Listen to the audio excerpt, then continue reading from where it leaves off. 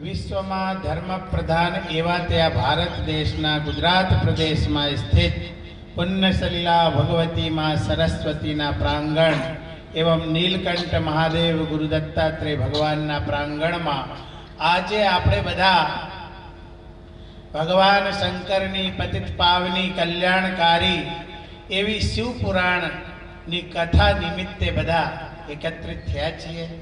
આજે 5મો દિવસ છે. આજે ભગવાનના અવતારોની વાત આવી.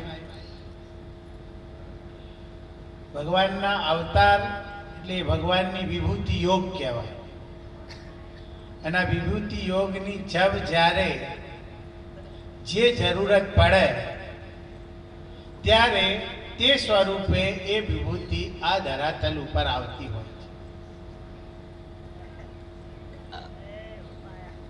કારણ કે આપણા શાસ્ત્રોમાં પણ કહ્યું છે, ગોસ્વામી તુલસીદાસજી મહારાજે પર રામાયણમાં લખ્યું છે, જબ જબ હો હી ધર્મ કઈ હાની, બાળ અસુર અધમ અભિમાની, તબ તબ પ્રભુ ધરી વિવિધ શરીરા, હરહિ કલેશ સજ્જનમય પીરા. જ્યારે જ્યારે અધર્મની વૃદ્ધિ થાય અને ધર્મની હાનિ થાય, ધર્મનો કદી નાશ થતું નથી સાહેબ. ધર્મનો કદી નાશ થતું નથી, સત્યનો કદી નાશ થતો નથી, પણ હાનિ થાય. હાનિ એટલે કેવી? ક્યારેક ક્યારેક આપણે જોઈએ છીએ તો આકાશ મંડળમાં એટલા બધા વાદળાઓ છાઈ જતા હોય છે, વાદળાઓ છવાઈ જાય છે, પણ એનો મતલબ એવું નથી કે સૂર્ય નથી. વાદળાઓથી એવો સ્પષ્ટ આપણને આભાસ નહીં થતું કે ભગવાન ક્યાં છે, પણ એવું એ નહીં થતું કે દિવસ નથી. એટલે સંસારના સગળા જીવોની એવી અસમંજસ વાળી સ્થિતિ થઈ ગઈ છે. આપણે બધા બિલકુલ અજ્ઞાની પણ નથી અને પૂર્ણ જ્ઞાની પણ નથી. એવું છે વાદળાના લીધે કે દ્રઢ નિશ્ચય થતું નથી કે ભગવાન ક્યાં છે. બિલકુલ અહીંયા છે કે ત્યાં છે કે ત્યાં છે, પણ પ્રકાશ છે અને ભગવાનના કારણે દિવસ જેવું લાગે છે. એટલે આ જગતમાં પરમાત્મા છે, પણ એ પરમાત્માને જાણવા માટે આમ તો શ્રીમદ ભગવદ્ ગીતાની શરૂઆત બીજા અધ્યાયથી થાય છે. પહેલું અધ્યાય એ શું છે? એ વિષાદ યોગ છે. ગીતાને તમે શું સમજો છો? ગીતા સુગીતા કર્તવ્યા કિમન્યૈ શાસ્ત્ર વિસ્તરૈ, યા સ્વયં પદ્મનાભસ્સ મુખપદ્માદ વિનિશ્રિતા. ગીતા એ શું છે? જો તમારે ખરેખર સજ્જન થવું હોય, તમારે ખરેખર સારા ઇન્સાન થવું હોય તો તમે ગીતાજીનો સહારો લો. બીજા કશાયની જરૂરત જ નહીં. ગીતા એ તમને સજ્જન બનાવે છે. અને જ્યારે સજ્જનતા આવે એટલે પાત્રતા. જ્યારે તમારા અંદર પાત્રતા આવે, કૃપા તો વરસી જ રહી છે. કૃપા માટે તમારે કઈ પ્રયત્ન કરવાની જરૂરત નથી. પરમાત્માની કૃપા જીવ માત્રના ઉપર અવિરત વરસી રહી છે.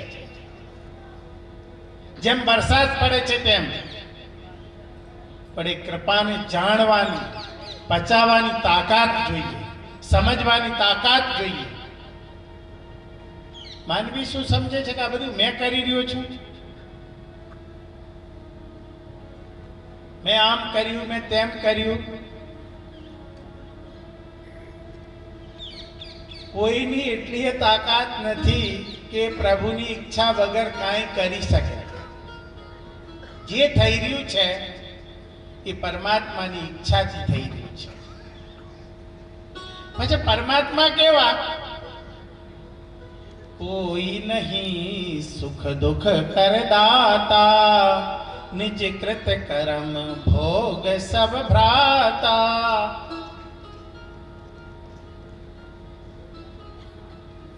કોઈ નહીં સુખ દુઃખ કરદાતા। લ્યો, ભગવાને આ રચના કેવી કરી છે તમે વિચાર તો કરો। મારા પિતાજીનો મારા વિયોગના કારણે જો મૃત્યુ થયું તો એનોય કારણ હું તો નથી। કૃષ્ણ કહે છે મારા પિતાજીને મારી માતાજીને આટલા બધા વર્ષો સુધી કારાવાસમાં રહેવું પડ્યું એનોય કારણ હું તો નથી। એનોય કારણ એના કર્મો છે। એ એના કર્મોના કારણે એટલા દિવસ સુધી એ કારાગારમાં રહ્યા। એના માટે જવાબદાર કોઈ નથી। શું છે જવાબદાર? એના પોતાના કર્મો છે। એટલે શ્રીમદ ભગવદ ગીતામાં કર્મની વાત બહુ સારી રીતેથી કરવામાં આવી છે। કર્મ શું છે અને અકર્મ શું છે અને વિકર્મ શું છે। હસતા હસતા કરેલા કર્મો માણસને રડતા રડતા ભોગવવા પડે છે। જ્યારે કર્મની વાત આવે ત્યારે ખૂબ વિચાર કરવું પડે, ખૂબ ચિંતન કરવું પડે। એટલે શ્રી કૃષ્ણ પરમાત્માએ ગીતાની શરૂઆત બીજા અધ્યાયથી કરી। અને બીજો અધ્યાય શું છે એ બીજા અધ્યાયમાં આપણને બધાને બતાવ્યું ભગવાન। બીજો અધ્યાય સાંખ્ય યોગ છે। એ સાંખ્ય યોગના માધ્યમથી શ્રી કૃષ્ણ પરમાત્માએ બતાવ્યું કે આ સંસારમાં બે પ્રકારના લોકો હોય છે। કેટલા પ્રકારના? ફક્ત બે જ પ્રકારના। એક નિશ્ચય કરી લો, તમે પણ દ્રઢ નિશ્ચય વાળા થઈ જાઓ। દ્રઢ નિશ્ચય વાળા થઈ જાઓ એટલે પરમાત્મા છે ને છે ને છે। ગુરુજી કાયમ એવું કહેતા કે ત્રણ વસ્તુ ઉપર વિશ્વાસ રાખો। એક ઈશ્વર, ઈશ્વર છે ને છે ને છે એ વાત અકાટ્ય છે। ઈશ્વર છે ને છે ને છે એ વાતમાં કોઈ મીનમેક નથી। અને વેદ વાક્ય, કારણ કે આ જગતમાં છેલ્લામાં છેલ્લો જો કોઈ પ્રમાણ આપવામાં આવતું હોય તો એ વૈદિક પ્રમાણ છે। વૈદિક પ્રમાણથી શ્રેષ્ઠ બીજું કોઈ પ્રમાણ છે નહીં। પરમાત્મા છે, વેદ વાક્ય સાચા છે અને ગુરુ પણ સત્ય છે। એટલે કહ્યું છે શિવપુરાણમાં પણ આવ્યું, મંત્ર સત્યમ, પૂજા સત્યમ, સત્યમ દેવો નિરંજન, શ્રી ગુરુ વાક્યમ સદા સત્યમ। મંત્ર સત્ય છે, પૂજા સત્ય છે અને નિરંજન દેવ એવા ભગવાન મહાદેવ પણ સત્ય છે। પણ સદગુરુએ આપણા માટે જે વાક્ય કહ્યું એ તો સદા સત્ય છે। એમાં કદી મીનમેક હોય નહીં। એટલે વિશ્વાસ રાખી નિશ્ચયાત્મિકા બુદ્ધિ કરી અને જે બહુશાખા વાળી બુદ્ધિ છે એ બહુશાખા વાળી બુદ્ધિ એ આપણા પતનનું કારણ બને છે। જે નિશ્ચયાત્મિકા બુદ્ધિ વાળા છે એને શ્રી કૃષ્ણ પરમાત્માએ શું કહ્યું? સ્થિત પ્રજ્ઞ કહ્યું। શું કહ્યું?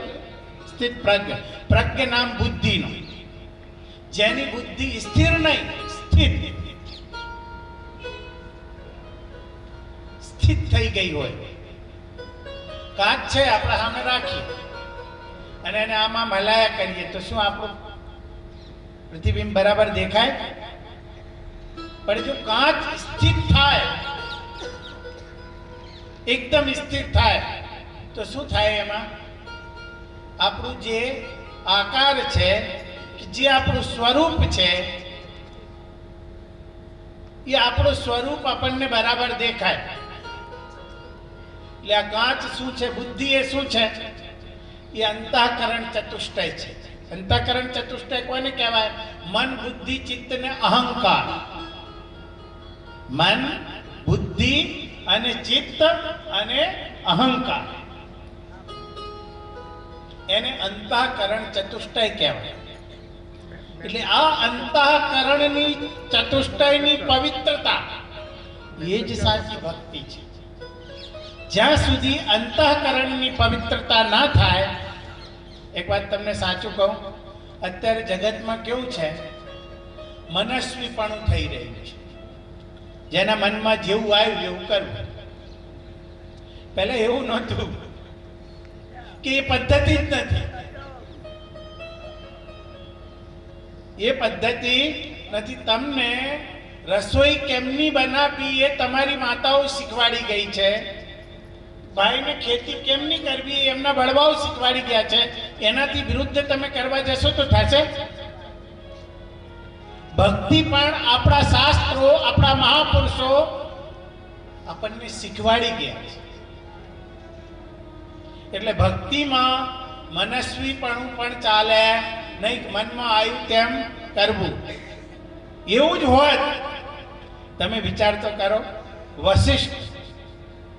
વશિષ્ઠ એ રામના ગુરુ,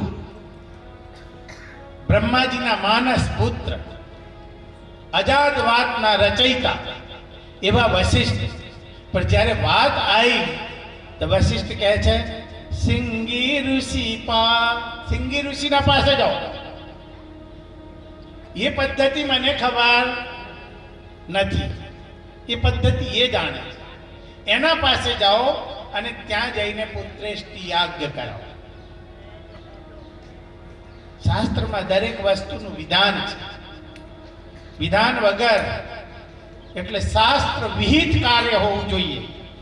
એટલે આપણા શાસ્ત્રમાં કહ્યું છે, મહાપુરુષોએ કહ્યું છે કે ગુરુ કરો, ગુરુના પાસે જાઓ. પણ ગુરુ કેવું હોવું જોઈએ? શ્રોત્રિયમ બ્રહ્મનિષ્ઠમ.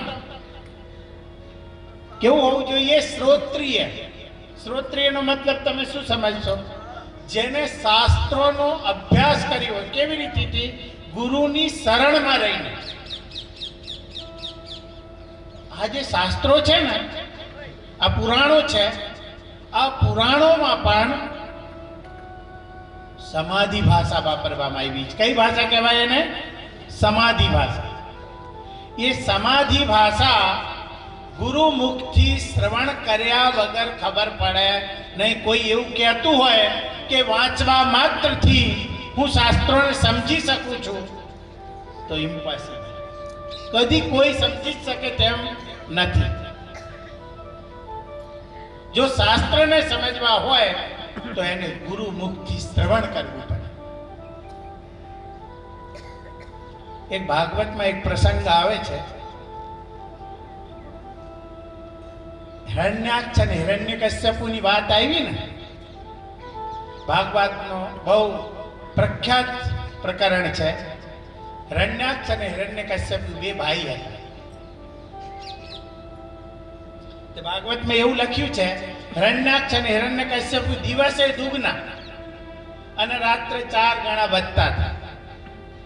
તત્તરના ભણાયેલા ગણેલા છોકરાઓ નહીં, આપણને એવી સંખ્યા ના થાય તો શું આકાશને અડી ગયા હશે ને? 1 લાખ વર્ષ જીવ્યા છે. 1-2 વર્ષ નહીં જીવ્યા. કેટલા વર્ષ જીવ્યા? 1 લાખ વર્ષ જીવ્યા છે. તો કેટલા વધી ગયા હશે? મારે પણ એકવાર આવો પ્રશ્ન થયો અને મેં મારા ગુરુને પૂછ્યું, જેના પાસે મેં શાસ્ત્રોનો અભ્યાસ કર્યો. એટલે એમને મને વાત કરી કે વાત બિલકુલ સાચી છે. શાસ્ત્રોમાં સમાધિ ભાષાનો પ્રયોગ થયું છે, એટલે ગુરુમુખ વગર મેલ પડે નહીં. પછી એમને મને કહ્યું, હિરણ્યાક્ષ અને હિરણ્યકશ્યપુ એ લોભનો અવતાર કહેવાય. શેનો અવતાર કહેવાય? રાવણ અને કુંભકર્ણ એ કામનો અવતાર કહેવાય. શેનો અવતાર કહેવાય? કામનો. અને કંસ અને શિશુપાલ એ ક્રોધનો અવતાર કહેવાય. ત્રિવિધમ નરકસ દેહમ દ્વારમ નાશનમાત્મના કામઃ ક્રોધસ્તથા લોભસ તસ્માત એતત્રયમ ત્યજેત. હે અર્જુન, આ જીવાત્માને નરકમાં લઈ જવા વાળા આ ત્રણ જ છે. આ ત્રણ આ જીવાત્માને નરકમાં લઈ જાય છે: કામ, ક્રોધ અને લોભ. એટલે તું આ ત્રણનો ત્યાગ કર. તું આ ત્રણનો ત્યાગ કર. આ ત્રણ નરકમાં લઈ જવાનારા છે આ જીવાત્માને. એટલે રાવણ કુંભકર્ણ એ કામનો અવતાર કહેવાય, પણ કામનો ભગવાને એક જ અવતારમાં સફાયો કરી દીધો. રામ અવતારમાં કામનો પૂરું કરી નાખ્યું, બંનેઓને મારી નાખ્યા. અને એવા તે ક્રોધના અવતાર એટલે કે કંસ અને શિશુપાલનું પણ એક જ અવતારમાં ભગવાને પૂરું કરી નાખ્યું.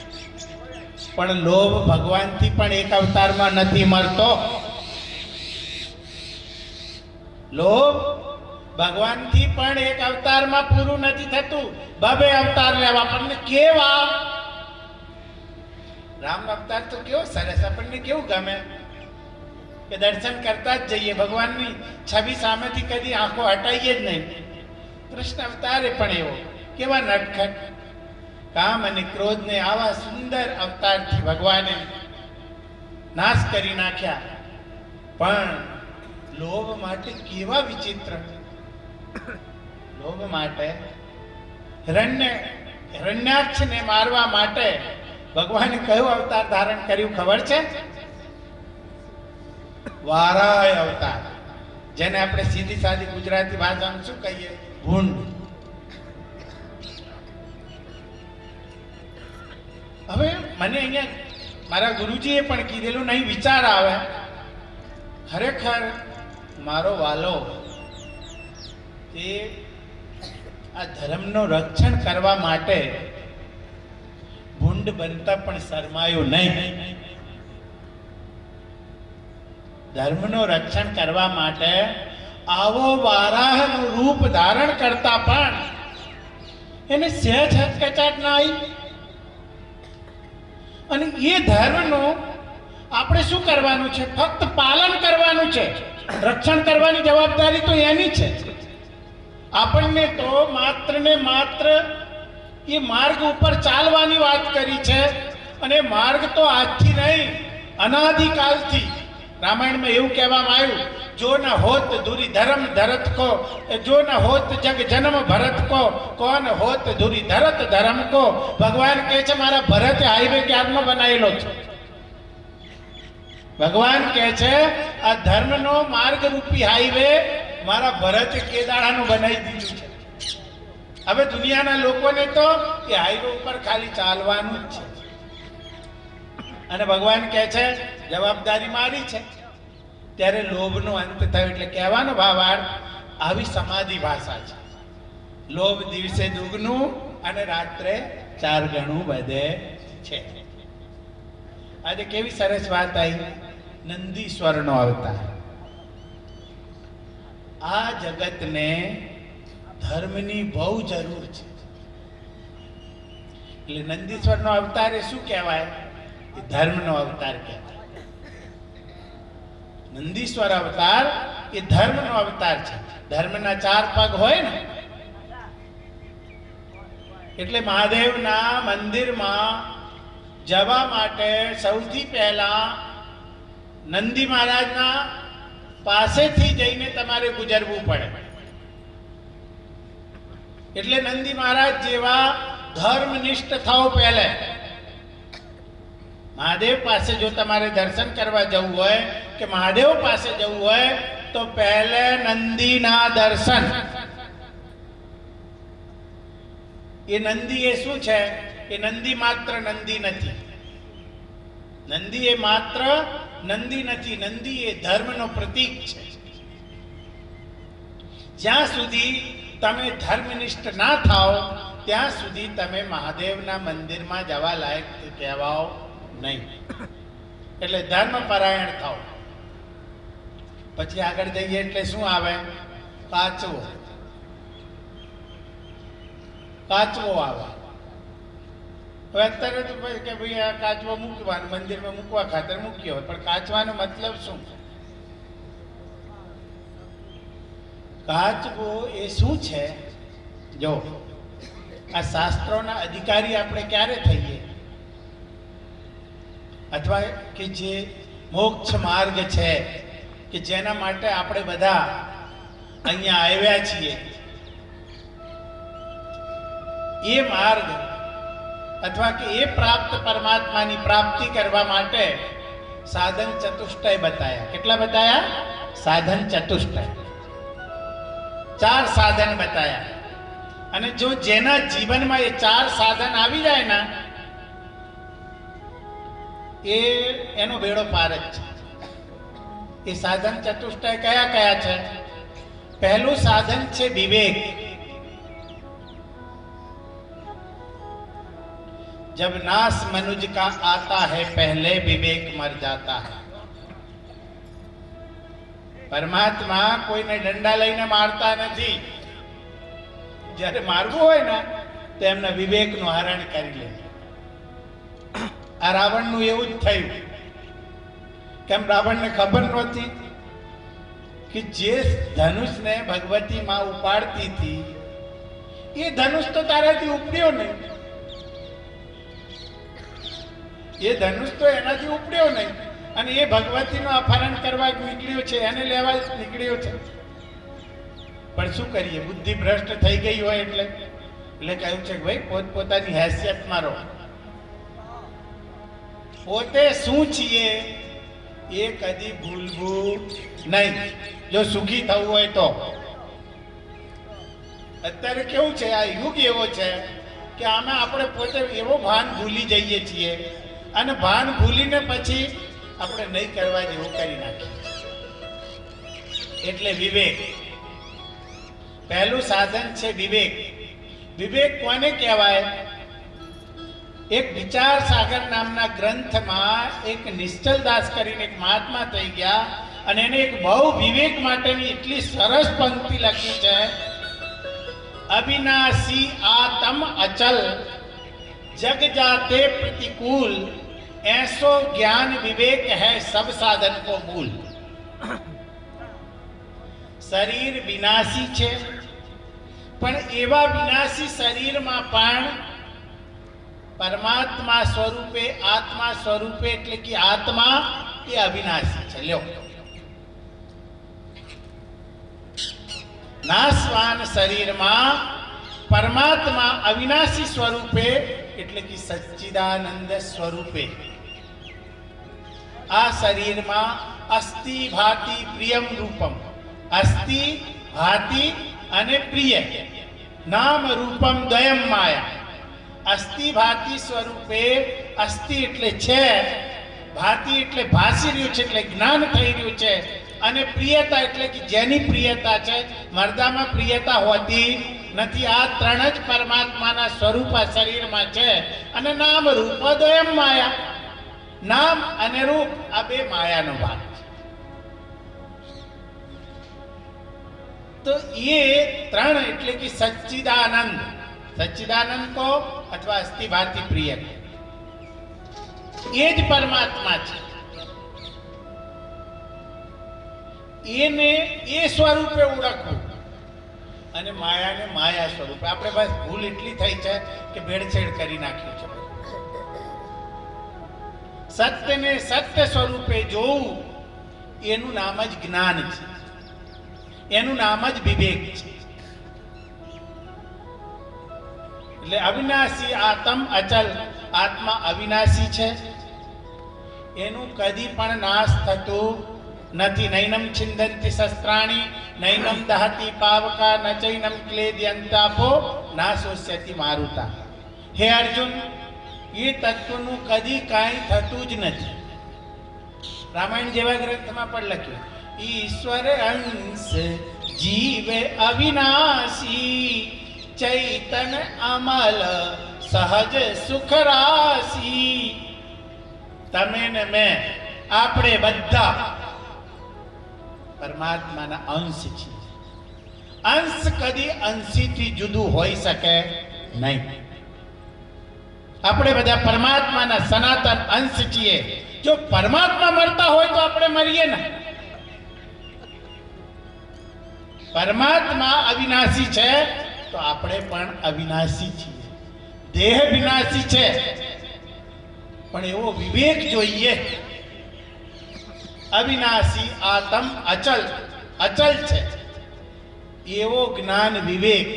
એવો જ્ઞાનનું નામ જ વિવેક કહેવાય. અને જગતા તે પ્રતિકૂળ.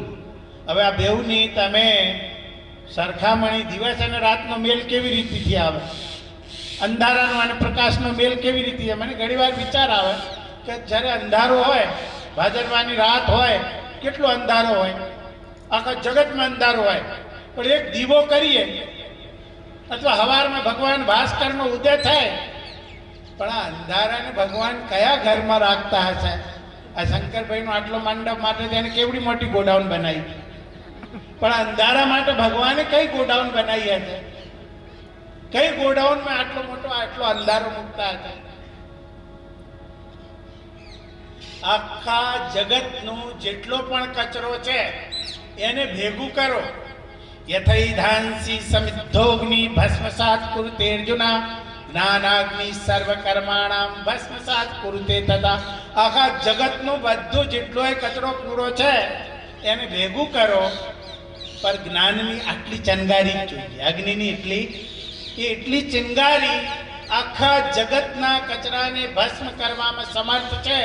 ઠીક આવી જ રીતિથી ભગવાન ભાસ્કર આખા જગતના અંધારાને ખત્મ કરવામાં સક્ષમ છે. ઠીક આવી જ રીતિથી જો જ્ઞાનની એક ચિંગારી પણ આપણા હૃદયમાં પ્રગટ થાય, સન્મુખ હોય જીવ મોહી જાવહી, જન્મ કોટી અઘ ના સંહિતા વહી. રામચંદ્ર ભગવાને શું કહ્યું રામાયણમાં, રામચરિત્ર માનસમાં, કે એક વાર કોઈ જીવ છે ને ફક્ત મારા સન્મુખ આવે, લ્યો બીજી કોઈ વાત છોડો, એક વાર મારા સન્મુખ આવે તો એના 1 કરોડ જન્મોના પાપો બારી નાખવામાં હું સક્ષમ છું. 1-2 નહીં, 1 કરોડ જન્મના પાપો પણ હું બારી નાખવામાં સક્ષમ છું. તો જ્ઞાનની એક ચિંગારી જો પ્રગટ થાય તો પહેલો સાધન શું છે? વિવેક. હવે બીજો સાધન શું છે? એ વૈરાગ. શું છે બીજો સાધન? એ ભગવાન મહાદેવ વગર પ્રાપ્ત નહીં થશે. પણ એક નિયમ છે કે આ 4 પગથિયો છે ને, જો પહેલી પગથિયા ઉપર હું પગ મૂકું ને તો બીજી પર આપો, અને બીજી પર જો મારું મુકાઈ જાય ને તો ત્રીજી પર આપો, અને ત્રીજી પગથિયા ઉપર પગ મુકાયા પછી ચોથી પર આપોઆપ મુકાઈ જશે. પણ હું ત્યાંથી એમ કહું કે ના, મારે ડાયરેક્ટ ચોથી પગથિયા પર પગ મૂકવું છે, મુકાશે? તો પહેલી પગથિયા એ વિવેક છે. પહેલી પગથિયા શું છે? એ વિવેક છે. એટલે વિવેક જીવનમાં બહુ જરૂરી છે. વિવેક વગરનું જીવન નકામું છે. ગમે તેટલું જ્ઞાની હોય, ગમે તે હોય, પણ જો એનામાં વિવેક ના હોય, સાહેબ તમને વિવેકની વાત કરું, કારણ કે તમે બિલકુલ બિંદુ સરોવર નજીક છો એટલે વિવેકની વાત કરું. એક યુગ હતું, એક એવો યુગ હતું કે મહર્ષિ કર્દમનો યુગ હતો. હવે મહર્ષિ કર્દમ એટલે એમ કહેવાય છે કે એકદમ જીર્ણ થઈ ગયા, વૃદ્ધ થઈ ગયા, અને તે સમયના આખા ભારત દેશના ચક્રવર્તી સમ્રાટ હતા મહારાજ મનુ, અને એમના પત્ની હતા શત્રુપા. એ બંને એમની દેવહૂતિ નામની પુત્રીના માટે વર શોધવા નીકળ્યા.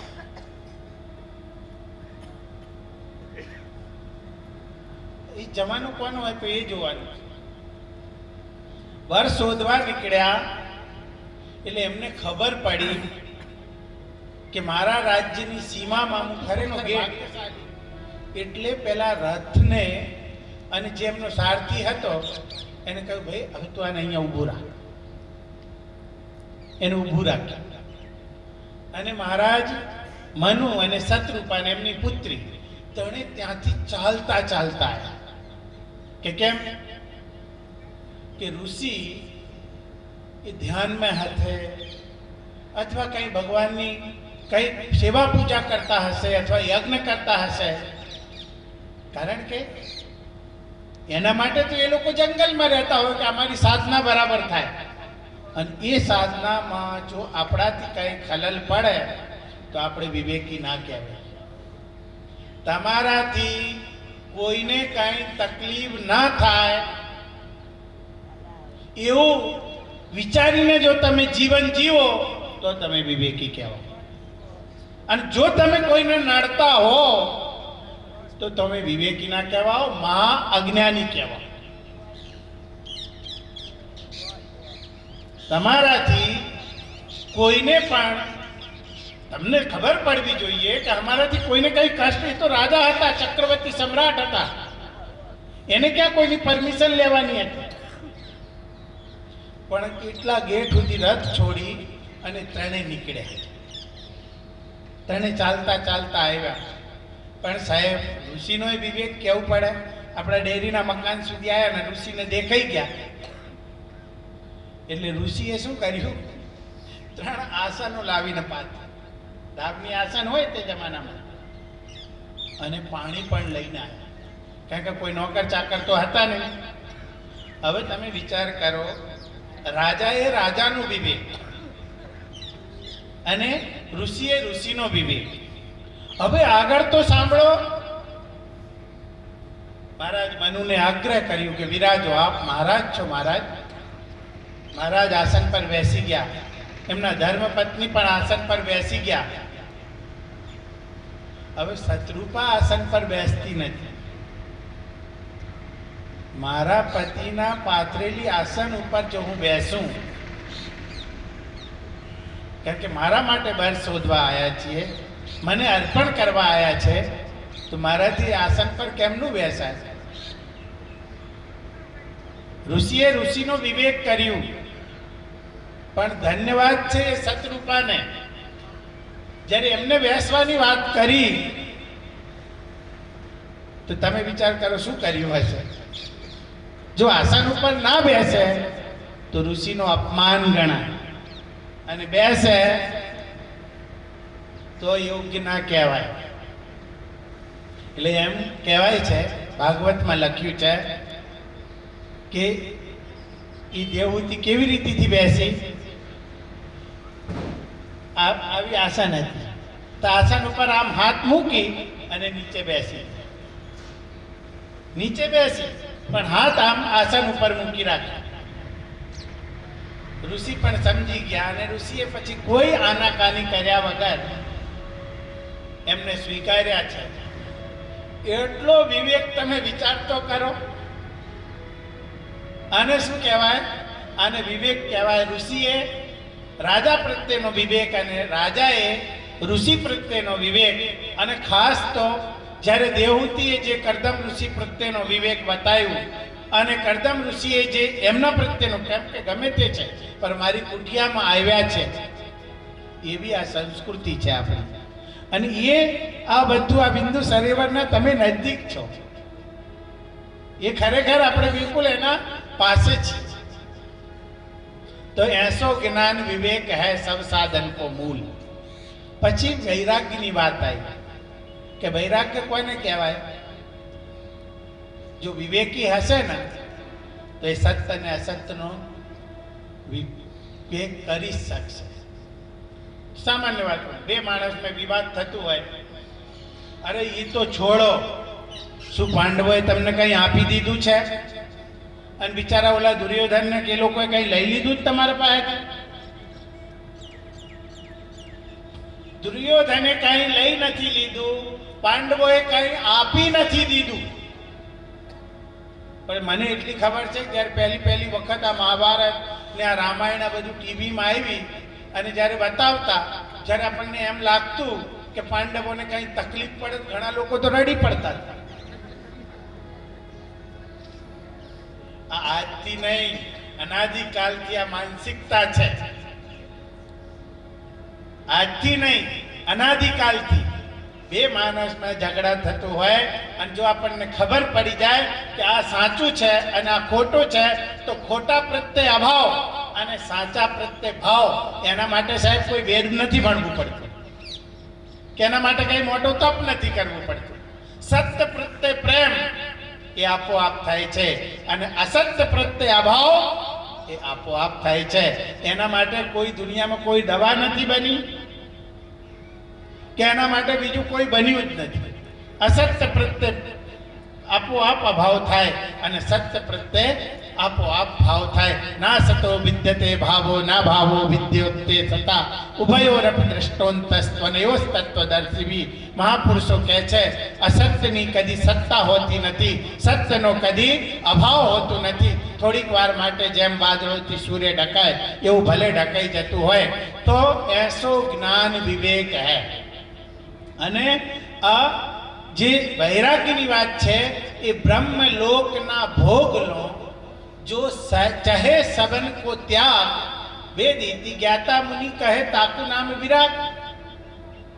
અહીંયાથી માંડીને બ્રહ્મલોક સુધીના જે કંઈ પણ ભોગ પદાર્થો છે એને જે કાગની ભ્રષ્ટા સમાન સમજતો હોય, આપણું આપણું જ છે, આપણું આપણું જ છે, અને જે આપણું નથી એ નથી, એ આપણા માટે ઝેર સમાન છે. એ જે કંઈક પણ છે એ અહીંથી લઈને બ્રહ્મલોક સુધીની વાત કરી છે. પણ જે વિવેકી હશે એ આપોઆપ વૈરાગી થઈ જશે. વૈરાગ્ય શેનું? તમે વિચાર કરો, કોઈ દાડે તમે એવું વિચાર કર્યું કે આવડા મોટા સુખદેવ, સુખદેવ એટલે એમ કહેવાય વશિષ્ઠ, સુખદેવ, શ્રી કૃષ્ણ, શ્રી રામ અને મહારાજ જનક અને વશિષ્ઠ, આ પાંચની પ્રવૃત્તિઓ ભલે જુદી જુદી હોય પણ આ પાંચ પુરુષો એક જ છે. આવડા મોટા સુખદેવ, પણ એના ગુરુ કોણ? જે સદાય અવધૂત અવસ્થામાં રહેનારા પરમહંસ. પણ એના ગુરુ કોણ? મહારાજ જનક ગ્રહસ્થ. આવડા મોટા સંન્યાસીના ગુરુ કોણ? બીજી વાત આપણે 500 વર્ષ પહેલાની કહું. આવડા મોટા મહારાણી મેવાડની રાણી મીરાબાઈ, અને એના ગુરુ કોણ? રોહિદાસ ચમાર. એમના ગુરુ રોહિદાસ ચમાર. તમે વિચાર કરો. એટલે વૈરાગ્ય જેને વિવેક હશે, વૈરાગી આપોઆપ એક પગથિયા પર ચડશે ને એટલે બીજી પગથિયા પર ચડી જ જવાનું. અને જે વિરાગી હશે ને, વિવેકી હશે, વૈરાગી થઈ જશે. અને જે વિરાગી હશે ને એમના માટે મહાદેવની કથા બહુ જરૂરી છે. નર્મદાની પરિક્રમાથી જે વૈરાગ્ય પ્રાપ્ત થાય છે ક્યાંય થતું નથી. નર્મદાની પરિક્રમા એટલા માટે જ લોકો કદાચ કરતા હશે. નર્મદાનું સેવન એ વૈરાગ્ય પ્રદાન કરવાની છે મા ભગવતી નર્મદા. પછી ત્રીજી વસ્તુ આવી 6 સંપત્તિ. કેટલી? 6 સંપત્તિ. સમ દમ ઉપરતિ તે ચલો. આ રથ છે. આ શું છે? આ રથ છે. આ રથમાં ઇન્દ્રિયો રૂપી ઘોડાઓ છે. ઇન્દ્રિય રૂપી ઘોડાઓ છે, મન રૂપી લગામ છે, બુદ્ધિ રૂપી સારથી છે અને આત્મા રૂપી રથી આના ઉપર બેસ્યું છે. તો આ ઇન્દ્રિયોના માટે નિયમ અને સંયમ એટલે સમ અને દમ. પછી ઉપરતિ, સંસારથી થોડીક તો ઉપરતિ રાખો. છે શું? એટલું બધું ઠીક છે, જીવન જરૂરિયાત માટે બધાને બરાબર છે, પણ એટલાય રચાઈ પચાઈ ના જાઓ કે તમે શું છો, કોણ છો, ક્યાંથી આવ્યા છો અને ક્યાં જવાના છો એ ભાન ભૂલી ગયા છીએ ને આપણે. એટલે એટલા બધા રચા પચા નહીં. ઉપરથી સંસાર પ્રત્યે થોડી ઉપરામ ભાવના રાખો. સમ દમ ઉપરથી. પછી તિતિક્ષા. ઘણા લોકોનો બહુ ઉતાવળીય સ્વભાવ હોય. મારે જો મને ચેન જ નહીં પડતો, હું મારામાં એ દુર્ગુણ છે હું કહું છું, પણ થોડી તિતિક્ષા કર. તિતિક્ષા એ જીવનમાં બહુ જરૂરી છે. તિતિક્ષા વગર કારણ કે ઉતાવળમાં નહીં કહેતા કે ભાઈ ઉતાવળે બોર ના પાકે, થોડી તિતિક્ષા કરવી પડે. સમ દમ ઉપરથી તિતિક્ષા, પછી શ્રદ્ધા, પછી પાંચમી શું કહેવાય? શ્રદ્ધા. જેની શ્રદ્ધા બલવત્તરી હશે એટલે શ્રી કૃષ્ણ પરમાત્માએ કહી દીધું, શ્રદ્ધાવાન લભતે જ્ઞાનમ તત્પરા સંહિતેન્દ્રિયા જ્ઞાનમ લબ્ધ્વા પરામ શાંતિ અચિરેણાદિ ગચ્છતિ. હે અર્જુન, આ જ્ઞાનની પ્રાપ્તિ કોને થાય? જેના હૃદયમાં શ્રદ્ધા બલવત્તરી હોય તેને. એવું નથી કીધું ભગવાન કે અશ્રદ્ધાવાન લભતે જ્ઞાન, એવું નથી કીધું. શું કીધું? શ્રદ્ધાવાન લભતે જ્ઞાન. બીજું શું કીધું? તત્પરઃ સંયતેન્દ્રિય, એટલે સમ અને દમ વાળા, અને જેના હૃદયમાં એટલે પરમાત્મા પ્રત્યે અતૂટ શ્રદ્ધા હોવી જોઈએ. એ શ્રદ્ધામાં ક્યારેક પણ કાંઈક પણ ફેરફાર હોવું જોઈએ નહીં. તો એવા શ્રદ્ધાવાન લવતે જ્ઞાનમ, એને શેની પ્રાપ્તિ થાય? જ્ઞાન. અને જ્ઞાન મળ્યા પછી શું થાય? જ્ઞાનમ લબ્ધ્વા પરામ શાંતિમ. જો પરામ શાંતિની અનુભૂતિ કરવી હોય તો એ જ્ઞાન વગર થાય નહીં. પવિત્રમ જ્ઞાનમ, જ્ઞાન સમાન આ જગતમાં બીજું કોઈ પવિત્ર વસ્તુ છે જ. એટલે પાંચમું સાધન શું છે? શ્રદ્ધા. અને છઠ્ઠું શું છે? સમાધાન. ઘરથી માંડીને ઓફિસ સુધી, નહીં દિલ્હી સુધી રગડા ઝઘડા તો ચાલવાના જ છે, પણ સમાધાન તમારે કરવું પડે, કોઈ બીજો ના કરી આપે. સમાધાન તમારે કરવું પડે અને કરવું જ જોઈએ. દરરોજ સાંજે સમાધાન કરવું હોય, કોઈ બાબતમાં મન દુઃખ થયું હોય તો પણ સમાધાન કરવું જોઈએ. કંઈક પણ થયું હોય તો પણ, એટલે નેટ ક્લીન દરરોજ થઈ જવું, કાલ માટે કંઈ રહે જ નહીં. કારણ કે કોઈને ખબર છે રાત્રે શું થઈ જવાનું છે? એટલે કાલ માટે કંઈ રાખવું નહીં, હિસાબ કિતાબ કમ્પ્લીટ કરી દેવું. શ્રદ્ધા, સમાધાન, એટલે આ ષટ સંપત્તિ કહેવાય. પછી ચોથું સાધન છે, એનું નામ છે મુમુક્ષુતા. શું કહેવાય? વિવેક, વૈરાગ, ષટ સંપત્તિ અને મુમુક્ષુતા. મુમુક્ષુતા એટલે હવે હું તમને એક જ દાખલો આપું. આપણે બધા કોઈક દિવસ નદીમાં બધા જોડે નાહવા ગયા હોય અને તમે ડૂબકી લગાવી હોય અને હું તમારો ચોટલો ચાલીને દબાઈ રાખું પાણી, તો તમે મને પહેલા ગાળ દેશો કે મને મારવા કરશો કોશિશ, કે સૌથી પહેલા બહાર નીકળવા કરશો? શું કરશો કહો? ચાલો, હા, સૌથી પહેલા તડફડાઈને બહાર નીકળવાની જ કોશિશ કરજો ને. તો ભાઈ બીજી બધી ભોજગણમાં ના પડશો. આપણી બધાની એવી પરિસ્થિતિ છે, આપણી બધાની આ પરિસ્થિતિ છે. આ પરિસ્થિતિમાં સંસારમાં બધે જીવી રહ્યા છીએ.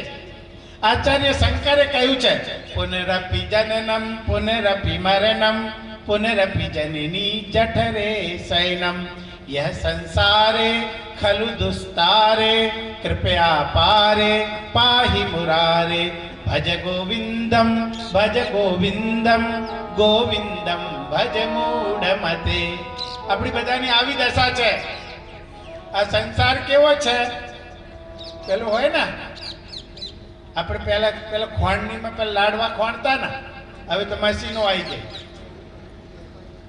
તેમાં કોઈ વસ્તુ નાખી અને આમ મારીએ ને તો ઉપરથી વાગે, નીચેથી વાગે. તો કહેવાય નહીં, સેવાય નહીં. એમ નામ સંસાર. કો તોય ઉપાધિ અને સહો તોય ઉપાધિ. એવી પરિસ્થિતિમાં આખી દુનિયા જીવી રહી છે. તમે હો કે મેં હોઉં કે કોઈ ગમે તે દુનિયાનો હોય, કારણ કે આ તો સંસાર છે. આ સંસારમાં જેટલા જીવો છે એ બધા આ જ પરિસ્થિતિમાં જીવી રહ્યા છે. ઘેરમાં આ વાત ના હોય એટલો મને કહી દે. કહેવાય નહીં કે સેવાય નહીં. એટલે ઉપરથી વાગે, નીચેથી વાગે. આની અનુભૂતિ કરી આચાર્ય શંકરે. એટલે કહ્યું, પુનરપી જનનમ પુનરપી મરણમ પુનરપી જનની જઠરે શયનમ, બાર બાર મરવું, બાર બાર જન્મવું. મારા ગુરુજી મને એવું કહી ગયેલા કે મૃત્યુ સમયે જો તમને 1000 વીંછી એક સાથે વળગે અને એ વીંછીનો જે કષ્ટ થાય એ આ જીવાત્મા મૃત્યુ સમય કષ્ટ સહન કરે છે. અને એટલા જ વીંછી એક સાથે વળગે, જે વેદના થાય એ જ વેદના જન્મતી ઘડીએ થાય છે. તો એ કેટલું કષ્ટ છે. એક 9x9 ના રૂમમાં કહીએ 9 કલાક રહી જાઓ બંધ કરીને, બારી વગરનો હોય તો રહેવાય? 9 મહિના જઠરાગ્નિમાં માં ટાડું ખાય, ઊનું ખાય, જેવું ખાય, તીખું ખાય, એ બધું આપણા શરીરને સ્પર્શ થાય. બળતરાય બારે કેમ અહીં મરચી લાગે છે નહીં બળતરા પડતી? પુનરપી જનની જઠરે શયનમ, यह संसार है खलु दुस्तारे, पाचे आ संसार. तो શું કરવું જોઈએ? ભજ ગોવિંદમ, ભજ ગોવિંદમ, ગોવિંદમ ભજ મૂઢમતે. બધું છોડી હોય હઈ સોઈ જો રામ રુચિ રાખા, કો કરી તરક બઢાવઈ સાકા. ભગવાનના ઉપર થોડું થોડું છોડતા શીખો. બધું આપણે જ કરી લઈશું તો પછી ભગવાનની ભૂમિકા શું? એટલે થોડું પરમાત્માના ઉપર છોડી અને પછી આપણે આપણી રીતે આપણું કાર્ય કરવાનું છે. તો ભગવાને આપણને આ સંસારમાં મોકલ્યા એ પરમાત્માની કૃપા વગર દુર્લભ છે. ભગવત કૃપા વગર તમને એનો સીધો એક જ દાખલો આપી દો. આખા મક્તુપુર ગામની કીડીઓ ગણો. મેં આજે એ જ કર્યું. ત્યાં બેસ્યો, ત્યાંથી એવી લાઈન લાગી તો મક્તુપુરમાં જેટલી કીડીઓ હશે ને આટલા આખા ભારત નહીં, આખા વિશ્વમાં માણસો નહીં હશે.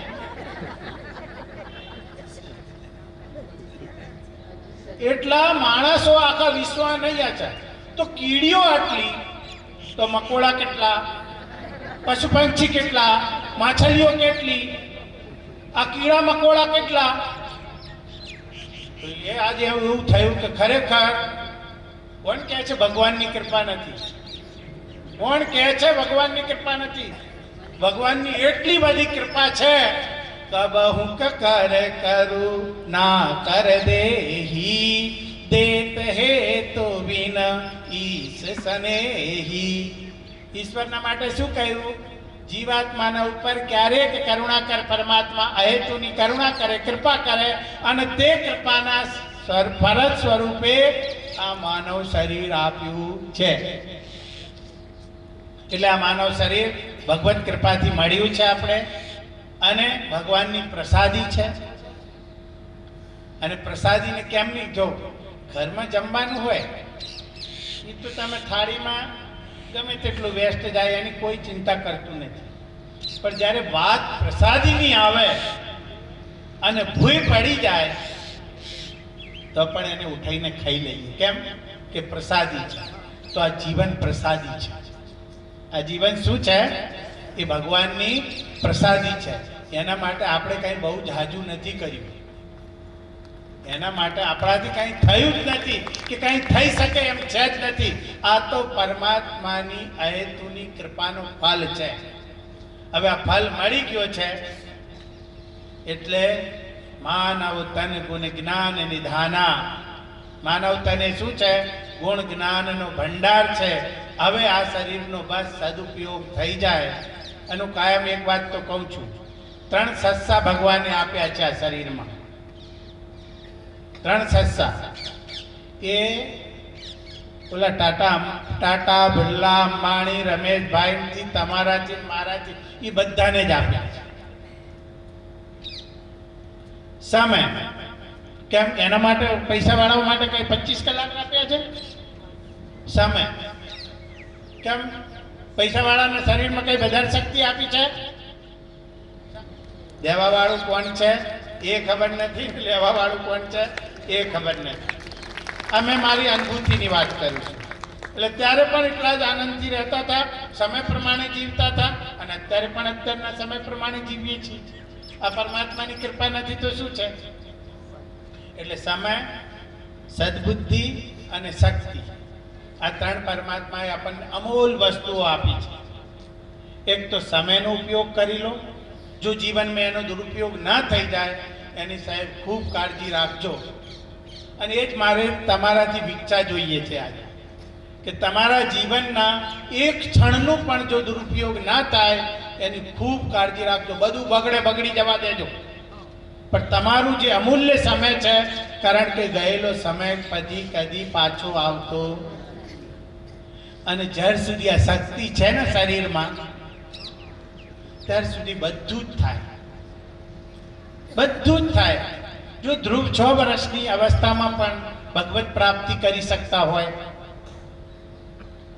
મીરાબાઈ ભગવત પ્રાપ્તિ કરી શકતા હોય, નરસિંહ મહેતા જેવું બિલકુલ અભણ માણસ, પણ આ બધા નિશ્ચયાત્મિકા બુદ્ધિવાળા છે. હો, એક વાત સમજી લેજો.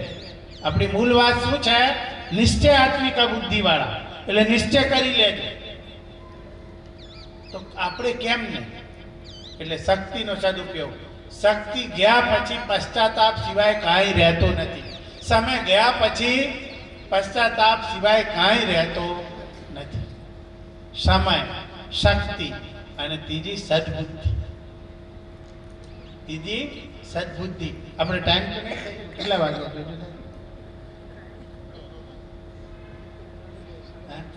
5 વાગ્યા. એટલે ના, સમયનું તો ધ્યાન રાખવું જ પડે. સમય વગરનું બધું નકામું.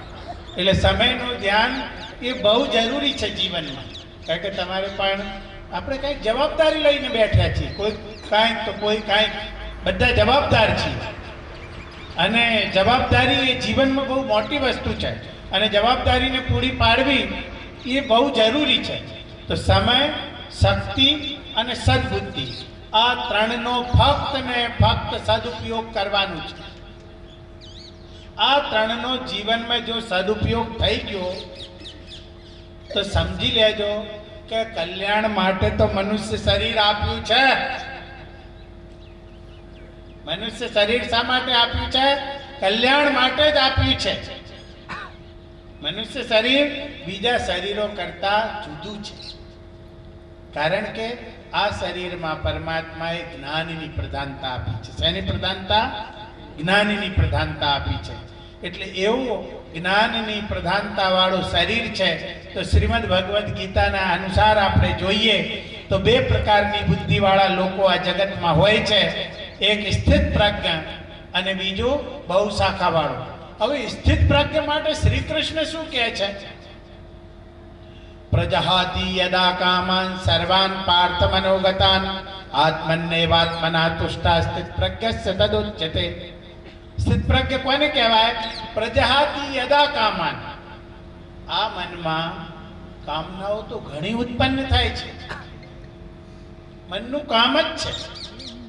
આ મનમાં ઘણી કામનાઓ ઉત્પન્ન થાય છે, પણ એ બધી કામનાઓને પ્રજહાતિ યદા કામાન, બધી કામનાઓને અહીંયા એક યજ્ઞ પણ ચાલી રહ્યું છે. એ યજ્ઞમાં બધી કામનાઓને ભસ્મભૂત કરી, જેટલું વિચારવા જેવું હોય એટલું જ વિચારવાનું, બહુ જાજુ વિચારવાનું. જેટલું અધિકારમાં આવતું હોય. અત્યારે લોકોને ઘરોમાં ઝઘડા કેમ થાય? ઘણા લોકો મારી જોડે આવે છે અને મને કહે છે સાસુ બહુની ફરિયાદ લઈને આવે ને બહુ સાસુની નણદ, કેટલા લોકો તો ખોટી રીતે, અત્યારે નણદો ઘણા લોકોને ઘરમાં ઇન્ટરફિયર થાય છે ખોટી રીતે. અરે ભાઈ, તમે તમારું ઘરનું ધ્યાન રાખો, તમે તમારી મર્યાદામાં રહો. હવે એના માટે 2 જ કારણ છે, ઝઘડા માટે 2 જ કારણ છે. એક તો કર્તવ્યહીનતા આવી છે. શું આવી છે? પુત્રને પિતાના પ્રત્યે શું કર્તવ્યો છે, કર્તવ્યોને ભૂલી ગયો છે, દાદા પહેલા થવું છે.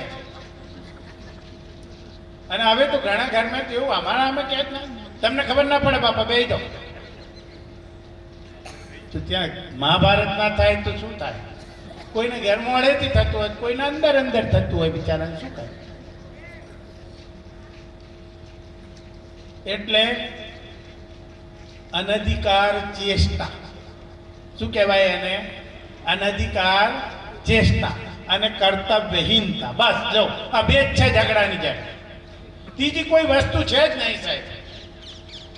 કર્તવ્યહીનતા. કારણ કે એક બહુ છે, જો બહુ એટલું વિચારી લે કે આ ઘરમાં હું પરણીને આવી છું તો આ ઘર પ્રત્યે મારા શું કર્તવ્ય છે.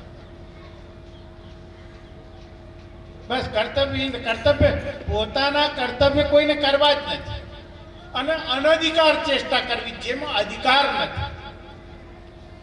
અધિકાર પણ સમય સમય પ્રમાણે મળતું હોય છે.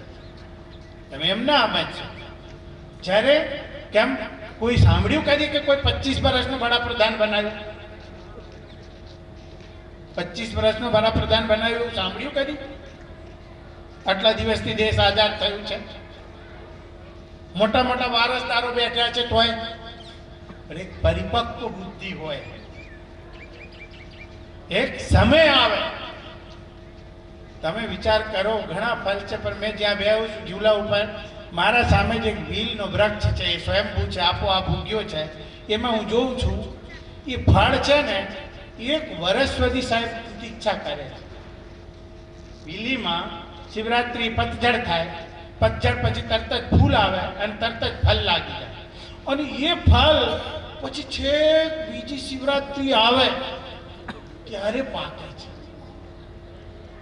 એ પહેલા નથી પાકતું. એને કેટલી તિતિક્ષા વેઠવવી પડે છે, તમે વિચાર તો કરો. એટલે તમે અનધિકાર ચેષ્ટા ના કરશો. સમય પ્રમાણે અધિકાર તો અરે કોઈ બાપો કદી ભીલ કરીને ગયો? કોઈ બાપો કદી ભીલ કરીને નથી ગયો, તો એની સંપત્તિ એના પુત્રને જ મળતી હોય છે, બીજા કોઈને મળતી. એ સંપત્તિનો ઉત્તરાધિકારી એનો પુત્ર જ હોતો હોય છે. પણ એનો સમય આવે એટલે સમય પ્રમાણે, એટલે અનધિકાર ચેષ્ટા કદી કોઈને કરવી નહીં. ઘરમાં આપણો અધિકાર હોય, આપણે કોઈના દીકરી છીએ તો આપણી માં હજુ બેસી છે, તો માં જ્યાં સુધી હોય ત્યાં સુધી આપણે આપણી મર્યાદામાં રહેવું પડે. સાસુ માં એ આપણી માં જ છે. માં છે તો માને આપણે આગળ ધરવું પડે. આપણા ગુરુ હોય તો ગુરુને આગળ ધરવા. આપણા પિતા હોય અને આપણે આગળ બધું કામ કરીએ. એક વાત તમને કહું, આજે જયંતિભાઈ નથી પણ આજ તમને વાત કહું. ઘણી વાર આશ્રમનો ઉત્સવ હોય અને સાહેબે હોય, પછી હું જયંતિભાઈને કહું તમારે અહીં બેહવા, પણ જયંતિભાઈ કે ના, કે મારા પપ્પા છે મારાથી નહીં બેહ, મારાથી બેહાય જ નહીં, કે મને કઈ સેવા બતાવી દો કે આશ્રમ, પણ મારાથી નહીં બેહાય. એને શું કહેવાય? આ એક વિવેક કહેવાય.